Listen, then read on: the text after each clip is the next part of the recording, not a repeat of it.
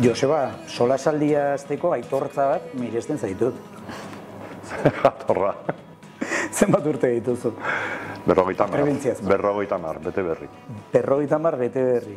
Eta mende erdi bete berri duzula, eta 3 alabaren aita izanta, erabaki duzu lan finko baten erosotasunak akotxen artean uztea, eta gustatzen zaizun horretan jardutea marrazkilaritzan hain zuzen ere. Bai. Noiz bai izan behar du garaia, eta nire kasuan orain izan zen. Orduan erabaki nuen, ikusi nuen egin behar nuela bai edo bai, eta ezin da denbora pasatzen dutzi. Ez dakigu, guain hori 50 urte, baina ez dakigu zenbaterako gauden. Ez da. Eta saiatu behar da. Aldatu duzu, Twitterreko edo Isako biografia, orain jartzen du, hemen jolasteko gaudelako marrazten edo horrelako zerbait, ez da? Bai, hori da, bai. Hori da, jolastera etorri garelako. Hori, telebistako lehiaketetan bezala, bai. Halako komodina garai bateko, 80ko hamarkadan askotan errepikatzen. Baina egia da, eta gure etxean hori da leloa. Hartzen ditugunean erabakiak eta askotan ez dira igual zentzudenenak edo hori seguruenak izan gaitezkenak, baizik eta, igual bihotzak bultzatuta eta gogoak bultzatuta, hartzen ditugun erabakiak, eta ikusiko dugu, zen ateratzen den. Baina jostatzera etorri gara. Hori da. Ederki, gustatzen zaizun horretaz, marrazkigintzaz aritu horretik, ongi iruditzen bazaizu, utziko duzun edo utzi berri duzun horretaz ariko gara. Diseinuaz, halako diseinu edo publizitate agentzia batean ari zinen, ez da, kooperatiba batean. Bai, hor besteak beste... 15 urteak eman ditut bertan. Kooperatiba formatuan gutxiago 6 urte eta piko, baina lantalde berarekin eta bai. 15 urte. Gogoan dut, COVID garaian, Nafarroko gobernuaren hainbat kartel afixa zureak zirela. Bai, izan ere, oso bolada txarra izan zen jende askorentzat, baina guri, lantokien ez zitzaigun lanik falta horren kontura, claro. Egin genituen gobernuaren informazio kanpaina pila bat, gainera gauzak aldatzen zirenez horren azkar faseak zirela, eta ez dakiz zer, eta neurriak eta neurri berriak, eta orain bestea, eta bai, izan genuen lana. Lanen bat aipatzeko gure ikus entzulei, bereziki kontentutzi zaituna edo harro, diseinatzaile bezala? Atzera begiratu beharko nuke, baina seguruenik, niretzate lehenengo lan handienetako bat izan zena, bintzate hori izan zuen edapenagatik hemen Euskal Herrian, 86ko Nafarroinezaren kanpaina osoa egin genuen. Nik eta lagun batzu. Zein urteetakoa? 86. Eta eguzkilorearen... Ze polita. Eguzkilore, herrikolore leloarekin. Horrekin oso kontent geratu ginen. Begira, akaso hondamendiaren hasiera hori izan zen. Oroitzen naiz, Euskaldunon egunkarirako Nafarroinez horren gehigarria egin nuela, Photoshopa iritsi berri zen gure bulegora, ordezkaritzara, eta orduan eguzkiloreari barruan sartu nizkion ikastolako haur batzuen irudia. Irudiak. Bai, eta hor hasi zen edonor diseinatzaile izateko, zera hori, gehigarriaren azala hori izan zen, halako montaje bat, kasualitatearen handia. Bai, karo, Photoshopak eta, beste software eta aplikazio, sorta handi horrek, horrelako aukerak ematen ditu. Enitzak ez duia, txuri beltzean eta garaitan, zen hain zaila. Zesan behar nizun, uste nuen aipatuko zenora Euskal Herri Erratiko logoa. Baita. Zurea baita. Eta oso pozik gaude. Pozen naiz nire bai, egia da. Bai, horrekin ere oso pozik geratu nintzena. Ederki, zergatik utzi duzu, diseinua? Hori, garai batean oso atzera begiratu behar dut, gauzak egiteko era oso bestelakoa zen gaur egun bezala. Ziren hori, komunikazioaren eta guzti horren mundu hortan, egin beharrak eta egin beharreko lanak oso ongi definituta zeuden. Bakoitzak zeukan tarea bat, egin behar zituen edo grafikoak, edo mezu idatziak, edo ikusentzunezkoak eta olakoak. Eta lana egiten zen taldean, baina aldi berean nolabaiteko askatasunarekin, ez? Eta bezeroa zena, bere konfiantza guztia jartzen zuen lan talde horretan, eta uzten zuen egiten. Batzutan jakina, ñabardurak eta zorroztasunez esandako aldaketak egiten ziren taola, baina bazen lan egiteko modu aske bat. Eta gaur egun, esan dugunagatik, teknologiak ematen dizkigun aukera guzti horiengatik, denok gara pixka bat argazkilari, pixka bat bideo editore, pixka bat hori diseinatzaile, eta guain nahi baduzu chat GPT horrekin izan gaitezke baita redaktore, ez? Eta orduan mundu guztiak dakigunez zer egin daitekeen makinekin eta zer nolako aukerak ematen dizkigun teknologiak, eskatzen ditugu gero eta gauza gehiago, baina beti ere aurreko prezio berean. Eta ez bakarrik hori, ja ez dira lantaldei gauzak eskatzen. Ja eskatzen zaio pertsona bakar bati, hori irudi grafiko bat egitea, hori laguntzeko edo irudiak osatu behar duen mezua erredaktatzea, eta albada ikusentzunezko bertsioak egitea, hori da, animazioak eta bideotxoak saretarako, eta WhatsAppez bidaltzeko, eta holakoak. Eta lehen, hori, ez dakizen bat jende zegoen, hori egiteko guain, pertsona bakar bati eskatzen zaio, gehienetan gainera nolabaiteko presaz, badago alako presio bat ere, eta beti ere, prekariotasunen horretatik atera gabe. Eta kaso asko dakigunez, gauza oso zehatzak eskatuz, ez dakit, egintzazunik buruan daukadana, ez da? Pixkat, lehen esan duzu, lehen etortzen ziren, esaten zuten, beharra hauek dauzkagu, horreina kaso kontrakoa da, ez da? Nik badakitze behar dauzkada, baina nahi dudana da, hau, esan nahi dute. Gertatzen da ere, badakitela zer nahi duten, baina oso gaizki azaltzen dute. Nik horregatik esaten dut hori, adimen artifizialarekin ikusteko dagoela oraindik zenolako garapena izan dezaken, ze, karo, horri ere gauzak eskatzen jakin behar da.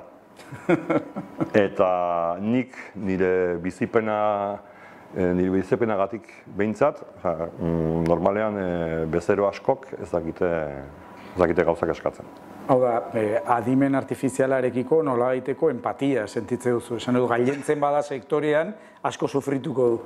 Bai, sufritu, karo, ez du sufrituko hori makina delako, baina... Horriak ikusiko ditu. Baina horrengo balira alako iratxo batzuk hor lanean hori azkar eta jotasu emaitzak emateko, horiek sufrituko dute.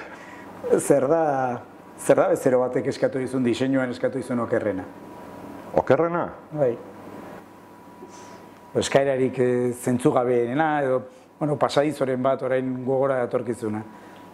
Pari horretak iraka, Gogoan daukat, ez hau etzen horren beste sormenari buruz, baina bai ejekuzioari buruz. Liburu bat egiteko, argazkiekin eta testuekin, ekarri zidaten dokumentua, ezen Word bat, ekarri zidaten liburua egina. Hori da beste gauza. Nik emango dizut material guztia iaia egina. Eta ekarri zidaten fakturazio programa batekin eginda. Hori zen egileak manejatzen zuena. Bera, administraria zen, eta bere laneko fakturazio programa batekin. Excelantzeko batek ez, baina fakturazio programetak, txertatzen aldituzu logoak eta horrelako aukera badira, jakina. Horrela ekarri zigun liburu oso bat. Ze polita. Zoragarria. Zer egin zen duten. izerdi asko. Pentsatzeko da faktura gero Photoshopekin eginen zeniola, Quark Expressen edo ez dakit. Hori etzen dire kontua. Baina holako gauza arraroak, bai, eta gero, bai gertatzen da, askotan, karo, zuk daukazu ikuspegi bat. Osa, nik uste dute diseinatzaileek eta komunikazioan ari zen den jendeak beti daukagu ikuspegi bat edo munduaren irakurketa bat, ez? Izan daiteke estetikoa, izan daiteke ideologikoa, izan daiteke era askotakoa. Eta bai gertatu zait, gauzak eskatzea, erabate tokiz kanpo. Tokiz kanpo, hemen Iruñan, Nafarroan, Euskal Herrian eta munduan, erabat tokiz kanpo eta garaiz kanpo. Oso gauza arraroak, eta horrek talka egiten du askotan, zure baloreekin eta naizta hori bezeroa konbentzitzen saiatu, hau ezin dugu horrela egin, okerra da, jendeak ez du ulertuko, ez du onartuko, berdin du. Horrekin aurrera jarritu behar da, bere buruan hori zegoelako eta bere borondatea hori delako. Orduan, horregatik esan dut askotan, bilakatzen garela edo bilakatzen ari garela sektore osoa ejekutore moduko bat, ez? Gara hori bezeroaren beso zuzendua.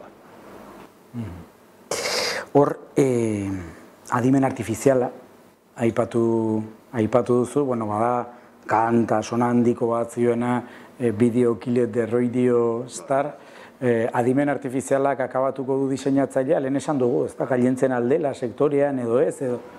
Ez dut uste, ez dakit. Nik uste dut guain egongo dela datozen urte hauetan egongo da transizio moduko bolada bat, eta hortan ikusiko da.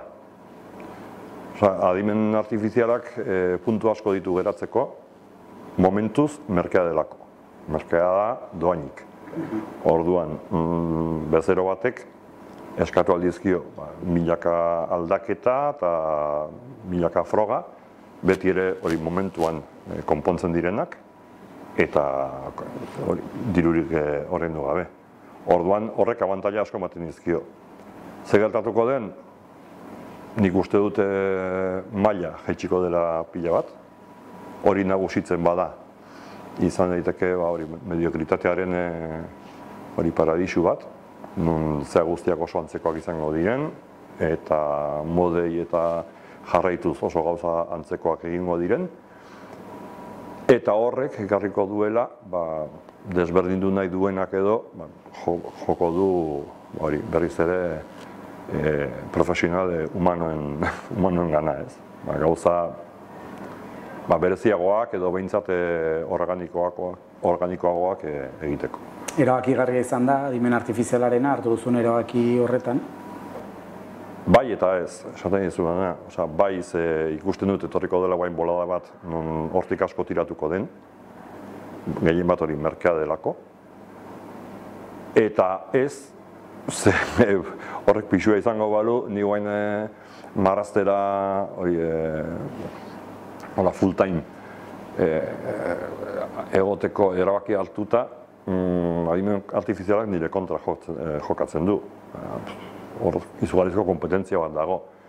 Orduan horre esango nizuke ez duela inolako eraginik izan, ez? Edo horren gainetik ere, pausua eman dudala. Galdera bat egin dizut, erantzuna ezagututa, baina erantzuna asko gustatzen zait. Niri inoiz eman didazu eta elkarrezketaren batean ere entzun dizut. Noiz hasi zinen marrazten, espai? Bai, eta hori puñok, beste hori Madrilgo ilustratzaile batek oso ona, berak esaten zuen hori kontrako, galdera okerra dela hori. Normalean hori galtzen digutenean, noiz hasi zinen marrazten, eta ez gauza da, noiz uzten dion jende gehienak. Noiz utzi diozun zuk, ez da galdetzen dizun horrek, noiz utzi dion? Marrazteari. Eskoletan, hori txikitan denok marrazten dugu, baina gero ikasturteak pasa eta gora eginala, hor joaten dira, hasten dira ja bajak, ez? Gero eta gutxiagok marrazten dute. Eta batzuk bai, baten batek bai eskola amaitzerakoan eta institutuan jarraitzen badute, oso gutxi dira. Baina, horiek normalean, guztua behin hartuta ja adin hortan, erraza da, sikera hori, hobi bezala edo denbora pasa bezala jarraitzea. Bertor, zetorkidan gogora ez, bada jendea egun batez marrazten duena eta ona da, bada jendea 10 urtez marrazten duena eta ona da, bada jendea 20 urtetik gora ere marrazten duena eta horiek dira ezinbestekoak. Bai. Aizu, haurtzaroa eta gaztaroa eta ez dakit zer referente eduki zenituen, uneren batean esan edo guztiok irakurtzen genituen gaztetan TVOak eta baina gero komikietara nolait esateko pasatzea ez dakit.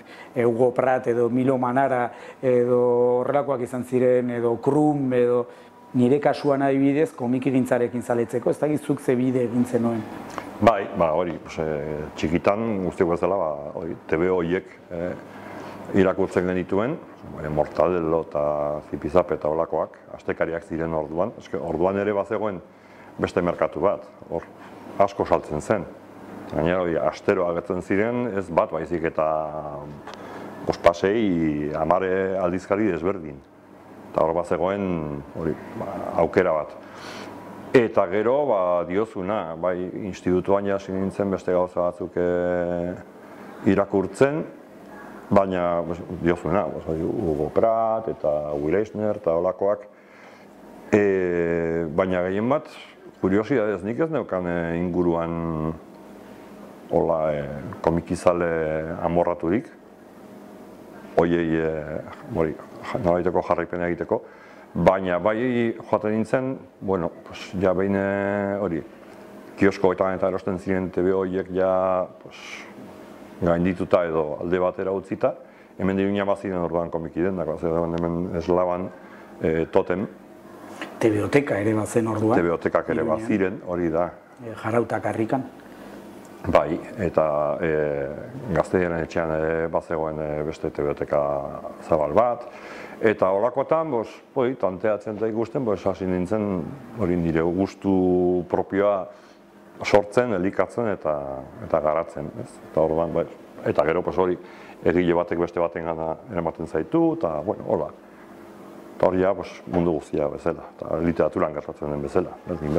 Egile batetik tiraka hasi, eta beste norbaitekin komentatu, eta hau gustatzen bazaizu, segure nik gustatuko ez du beste hau, eta horrela. Zergatik da Nafarroa izan da, eta da Nafarroaren emankorra, marrazkilari arrobi bezala? Esan dute, gure kintakoen eta zaharragoen artean, ez da, badatozkite gogora Urmen eta Tarrak, eta Zaldi Eroa, eta Gazteagoetan Belatz, eta Zuzeu, eta bada halako zera bat, ez da? Ez dakit, ez dute sekulan pentsatu, baina guain galdera egiten dira zula. Laguna denez aipatu. Guain galdera egiten dira zula ikusten dutzea, haman komun bat jende guzti horren artean, ez? Beste toki batzutan ere jendeak marrazten du, eta asko. Eta dira, daude kriston ilustratzaile honak, eta guain gehien bat gazteak eta datozenak dira zoragarriak. Daude oso gauza marabillosoak hortan. Baina beste toki batzuetan, igual handiagoak dira, Madrid batera joaten bazara edo Barcelona batera, bakarrik populazioagatik eta probabilitateengatik, hor egon behar du denetarik. Baina egia da, gure txoko txiki honetan, horren gutxi izan da, asko atera gara. Eta nik uste dut... Temeo horren inguru... Euskaldunak edo Euskaldunera esan dut, hortik kanpora eta Temeo sartzen badugu, eta Oroz sartzen badugu, eta hor badira... Baina hemen nik uste dut garai batean, jende guzti horrek, eta ninu barne, marrazten genuen pixka bat kontra egiteko. Bazen oso modu polita, eta merkea, bakarri behar duzu hori, arkatza eta papera. Zabat egiteko, ideia bat botatzeko eta mezu bat garatzeko. Baina hori oso Nafarra da. Nafarroa beti izan da oso matxinoa eta oso korrontaren kontrakoa. Gorka Orbizuk alako elkarrezketa batean behin esan zidan, noizbait ere UPNeri eskertu beharko zaiola sormenari dagokionez zenbat jorratu duen eta zenbat ongarri bota dion sorkuntzari Nafarroan. Bai, jakina, bai. Eta hor badugu olako... Berri txarrakenen ere kontrara ere sortu zela, besteak beste. Horregatik, baina esken Nafarroan gauza asko egiten dira eta egiten dira kontra. Baina egiten dira kontra, baina oso era naturalean, ze gainera, hemen nik uste dut, nik uste dut ez, datuek ere horrela esaten dute. Beti daukagu... Hau ez da iritzi, hau egitate bat. Hau egitate, ez dakitzen neuen dire, baina... Baina da, egi berdaderua, esaten den bezala, ez? Beti esaten digute, Nafarroa dela oso opusekoa, oso ez dakide, eta ez da egia. Hemen dago, inumaino errepublikazale gehiago. Hemen, insumisioak, hemen egin zuen bere lanik potentena, eta hemen lortu zituen bere garaipenik baliotsuenak. Solidarioak, ez? Ekologismorik muturrekoena. Nafarroa ez da, gainera, adibidez hori, erlijioari begira, ez da uste dugun bezain erlijiosoa. Hemen dagoen ateo kopurua eta agnostikoak eta olakoak, da, esatu mailan, mediatik gorakoa, baina oso gorakoa. Dut esango lehenengo postuetan dagoenik. Hori, eta monarkiaren kontrako sentimendua ere, hemen da, izugarria. Daukagu, hori, etiketa hori jarrita, eta gero gainera egia da, hori instituzioetan ez dela hori islatzen, orduan, karo, UPN bat baldin baduzu, horren kontra sortzen diren gauza asko, esan duzun bezala, gorko horbitzurena, eta guain aipatzen genuen marrazkilariena bezala, normala da, hoien kontra edo hoien erreakzio bezala sortzea, ez? Baina ez gaude, nik uste dut Nafar gizartea ez dagoela bat ordezkatua instituzioetan, ekologismoa eta... Aizu, marrazkilari eskarmentu dunak aipatu ditugu, zuk zeuk esan duzu orain berri batzu badatozela oso onak, eta Nafarroa ere oso emankorra izaten ari da horretan. Leire Urbeltz eta Maite Mutu Berria eta Oier Zúñiga bera, ez da? Sekulakoa da. Bai. Eta egiten dituzte oso gauza potenteak eta oso fuerte datoz. Horrek bai adibidez ematen dituen lako respetu bat, esatu du, guain hori, momentu honetan, ordu honetan, garai honetan guain olako saltxatan sartzea, dagoen hori, olatu guzti horrekin, ikusiko dugu. Baina igerilekuan urik baote zen, begiratuko zenuen. Hau da, enkarguak eukiko dituzu ja da. Bai, gauzatxoak baditute egiteko, urteak da emazkite, hainbat prentxan, publizitatean eta beste komunikabide batzuetan. Honetan aritu zara Aldiberean, Atletiken eta Realean, nola baita esateko erran nahi baita. Abuztuan berrian udako narrazioak ilustratu dituzula, eta garan eguneroko zinta egin duzu. Baita, bai. Hola da, eta horrela da mazkit, hiru bat urte. 3 urte udako tira horre garan egiten, eta berriako udako narrazioak ere udan izaten dira, eta aldi berean, eta horiekin ere beste 3 bat urte edo. Niri, zure kurrikuluman asko gustatzen zait, marraztu duzula irratirako eta telebistarako, hori erraz esaten da? Bai, telebistarako erraza da, ez? Bai, ikusentzunezkoa baita, baina, Bai, egia, hori errazagoa da. Irratirako marrazteak, badu meritua. Irratirako marrazteak bada beste saltxa bat. Bai. Nola izan zen hori? Bai, hori izan zen Radio Euskadin egiten genuen, zuekin Euskal Herrian egiten genuen tertulia grafiko moduko bat egiten zen, baina horretan ez zen bakarrik kontzeptu grafikoetaz eta berriak grafikoki aztertzeaz, ez? Zen horretaz gain egiten genuen marrazki bat, egin behar zen benetako marrazki bat, marraztu, bat edo 2 edo 3, hasteko berriekin, horiek edatzen ziren sareetan eta gero gauean tertulian, horien gainean, hori komentatzen genuen azken berrien zerak. Sonhandiko artistei bezala galdetuko dizut, ze proiektu dauzkazu esku artean? proiektuak ditut hori, enkarguak. Ba, nik ere baditut nire proiektu propioak, hola, baina, claro, azken urte hauetan ez dute betarik izan horiei heltzeko, guain ikusiko dut. Fundamentuz ja hartzen ditudan eta bultzada bat ematen didan, baina momentuz hori, enkarguak. Ze, claro, esan bezala, piztinan hori, ikusi behar da, ura zegoen, eta momentuz ura hori... Pare bat liburu behintzat badituzu. Bizirauteko ba. Ezta? Barkatu? Pare bat liburu badituzula proiektuetan. Bai, pare bat baditut. Erraza da, gustora sentitzen zara besteen hitzei irudia jartzen, arra nahi baita azken bola honetan egin dituzun bi proiektu nagusiak izan dira, Espainialdeko Bruguera argitaletxearekin, Historia disparatada de España eta Historia disparatada de la monarquia, Javier Treiterekin, ez da. Berak idazte ditu testuak eta zu gero horri irudia jartzen diozu, eroso sentitzen zara. Bai. Bi komiki dira, humorez landutako gaiak dira, eta horretarako oso garrantzitsua da, bai Javierek eta bainik, konpartitzen dugu humorearen ikuspegi hori, ez? Grazia egiten digute gauza berdinek, txiste berdinekin egiten dugu barre, eta, hola, sintonia hori importantea da. Bruguerako klasikoak zetozkidan gogora, zuen liburua irakurrita, ez? Hortik badago pixka bat, ez? Bai. Ibañez eta horrelako... Bai, jakina, niri ere gustatzen zait, ez? Horrelako gauzak egitea. Kasu horretan, Bruguera entzako da zea bat, eta askotan bai sartzen genituen, hori Bruguera klasikoko, hainbat kode, ez? Eta hitzak, eta, nahiz eta igual, Javierek ez dituen jartzen, baina esaten dut, Javier, sartuko du hemen, sapristi bat, adibidez, ez? Olako keinuak, nahi gustatzen zaizkit. Eta gero, kasu horretan Bruguera entzatzelako, baina beste kasu batzuetan, sartzen ditut beste keinu batzuk. Niri gustatzen zaizkidan gauzak. Eta igual ni bakarrik ulertuko ditudanak, edo, ni botatzen ditut itxaropen batekin, ez? Norbaitek garrepatzen baditu, ongi, eta bestela... Naufragoak botillatxoa, ez da? Mezudun botillatxoa nola, ez da? Hori da, eta gero, agertzen dean norbait eta, ikusi dut, zengatik jarri duzun, ez dakiz ere, sartu duzu hor, alako, ez dakiz eta jetxo, eta bai, esatu, beira, ja, berez izan du, ez? Eta bestela, nik ere osongi pasatzen dut ona bete lanak olakoekin egiten.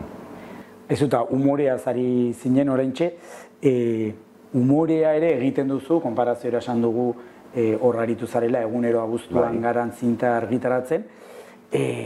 Sare sozialekin ez alda asko zailagoa humorea egitea, izan ere... Terriblea. Segi. Bai, nik gertatzen ditzegan, nik hori gararen eguneroko zintarekin batzutan oso gaizki pasatu dut. Eta miresten ditut, hori, Zaldieroa baten... Iturriaga Oroz... Iturriaga Oroz, guzti horien lana, terriblea. Bururatzen zaizu, ikusten dituzu lehenik eta behin goizetik hasita zen zara prentsa erakurtzen, abertze berri dagoen, ez dakizer, eta hau interesgarria da. Honekin halako txistea bururatzen zaitez. Eta joaten zara saretan, behiratu behar dut bazpa, norbaitek egin duen, eta efectivamente. Ez bakarrik egin, diote, esperientzia antzekoa, 10 urtez egin genuen Zaldieroarekin igandetan serio demonio, kronika politiko bat, Zaldieroaren ilustrazioekin, eta bar. Eta azken aldian, esan dut, hasieran ez zegoen Twitterrik, edo astapenetan egonen zen, amaieran bazen, eta amaieran, igandean idatzi behartzen nuen, iganderako egin zitezken, har zitezken, ikuspegi guziak hartuta zeuden, eta jorratuta gaina zu baino beki, esan edut, hori askoa, orduan. Ari zara, milaka eta milaka buruen multzo baten kontra, ez? Ez dakit, zenbat mila buru pentsatzen, hori da, ez? Eta, karo, eta egunean bertan egin behar baduzu gaitzerdi, baina egin behar baldin baduzu, diozuna, ez? Adibidez, asteazken batean entregatu, larun batean argitaratzeko, esaten dut, hemendik horra, zer gertatuko da? Bai, estanda egin dezake, eta hori beste bat, egunerokotasunaren aldaerak, hori oso aldakorrak ziren egunero, zentzara goizean berri batekin, baina niri tokatu zeidan abuztuan, zirela bai hori Espainiako hauteskundeen kontura, bai hemen PNV, EH Bilduren, eta hemengo alderdi guztien ere mugimenduak, goizean batzuk ziren, baina gero arratsaldean ja aldatu zen, agertu da ez dakit nore ez dakit zer esaten, eta goizekoak ja ez zuen balio, eta dena zen hain azkarra eta hain vertiginosoa, askotan, nik hauei, milesmen osoa, txapelak entzeko modukoa. Ikusten du, sufrimendu puntu bat, kontatzen ari zaren horretan, beraz eta amaitzeko. Sufriarazten dizu marrazteak, baina zer ematen dizu, ze gozamen ematen dizu, hartu duzun erabakia, edo egin duzun apustua egiteko, full time izateko esprai, eta ez Joseba Beramendi diseinatzailea. Baina poz asko ematen dizkit, eta satisfazio handiak, eta egiten duzu zerbait, eta bueno, askotan ez zara gustora geratzen, gero beti ere, presena eta epeak eta ez dakit zer, eta guain hau egingo nuke beste modu batean, igual boro bildu ez dakit nola, baina ara eta guzti, ez dakit, nik sentitzen dut, bizitza osoan nahi izan dudala marraztu, eta guain aukere izan da, disfrutatzen dut, baina asko eta asko. Bejonte izula, Joseba, miresgarria, apustu bat egiten duzu lana, izan ere, hasieran esan dut, miresten zaitut, hartu duzuen erabakiagatik, ez bakarrik horregatik, lehendik ere zure lana miresten genuen eta kasarre handi bat, oso ongi onda dira guzia. Eskerrik asko. Baina, irakurtzen dut galdera eta erantzuten dut.